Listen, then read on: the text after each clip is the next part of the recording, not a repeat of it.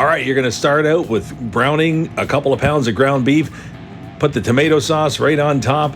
Then you're going to look at about a tablespoon of dried oregano, 1 tablespoon of dried parsley, a bunch of garlic, and I love using dried onion because it absorbs some of the moisture. I can't stand a dry lasagna. Not my thing, man. Give it a good mix. If you're in your kitchen, use a nice big cast iron pan. We love using our Blackstone out back. You're going to put that in a little bowl, put it aside, and now, if you've got an electric knife, that's the best way to cut this fresh mozzarella, which is just fantastic on lasagna. Man, it glides right through. Regular knife is fine. This is just a nice way to get a cleaner cut.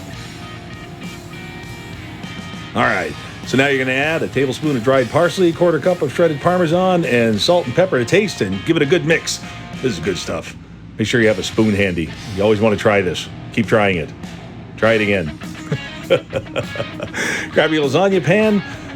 We're just going to reuse one of our Thanksgiving pans, and you always want to put a little meat on the bottom first. That's a little hint. Don't start with noodles because then now it's really not going to stick, and whatever you do, don't ask about the chickens that just ran by. We're using no-bake noodles. If you're going to use regular noodles, then what you want to do is make sure you cook them really al dente. Only 4 or 5 minutes. That's about it. You want it to be pretty stiff because this is going to absorb moisture as it bakes. And if you're the type of person that likes to put sauce over top as well, the noodles can just get really, really, really soggy. So with no bake, you can either leave it as is, or you can put a couple of cups of water in the bottom and they can absorb it. You'll figure out over time what you love best. And then this fresh mozzarella, absolutely out of this world, man. For me, that's what makes it. It's already starting to smell like lasagna walking into a restaurant. I love it. All right, so let's get this all finished up.